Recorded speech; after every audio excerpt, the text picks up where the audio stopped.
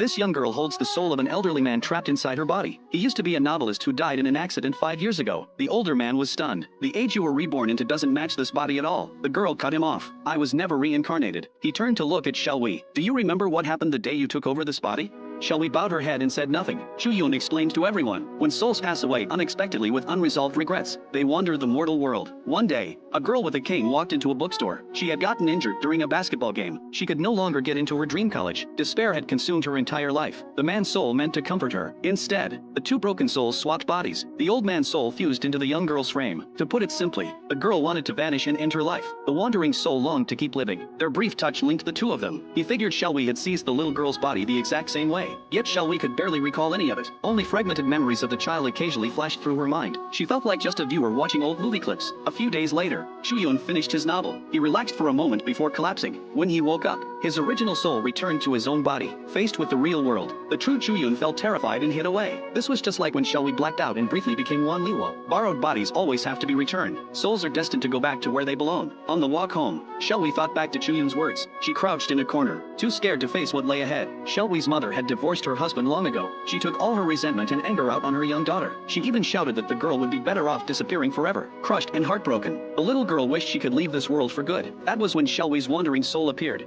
and the two fused together. Elsewhere, the man replayed every moment he had shared with Xiaowei. His heart ached painfully. Once each soul returned to its rightful body, Xiaowei would cease to exist forever. He rushed to find the tavern keeper, begging the wise man to save Xiaowei's soul. But even the master had no way to help. Xiaowei's soul was nothing more than a tenant. Sooner or later, she would have to leave the body she had occupied and give it back to its original owner. Your marital fate has run its course. Do not be greedy. Think carefully about why your wife went out of her way to come back to you. Do not let all her efforts go to waste. Meanwhile, Xiaowei tracks down uncle's co-worker Shouwu. She learns why Xiaowu's confession went wrong. The man is still deeply in love with his late wife. He never wants to remarry again. Xiaowei sets down her teacup. She sincerely asks Xiaowu if he truly has feelings for the uncle. Once she gets his honest answer, a satisfied smile spreads across her face. Later, Xiaowei leaves a note for the uncle. It reads that she has something important to announce tonight. That night, Xiaowei invites everyone over to her house. She tells them everything. She explains how she met a heartbroken girl in the park that day, and how she ended up taking over the young girl's body. Since this is not a reincarnation, she has to give the girl's body back. Wan Liwa's brief appearance on New Year's Day was her soul trying to get back into her own body. The little girl just missed her mother. The young girl burst into tears after hearing this. She could not bear to lose her mother again. Her younger brother begged Xiaowei not to leave. Without her, everyone would sink back into empty, lifeless despair. The novelist urged Xiaowei not to give up. He believed they could find a solution that worked for everyone, but Xiaowei stopped them all. We cannot let our own affection steal this little girl's life away. She hoped everyone could carry on living well once she was gone. Right after speaking, Xiaowei fainted to the ground. When the girl opened her eyes again, Xiaowei's soul was gone for good. Only Wan Lihuo remained, crying out for her mother.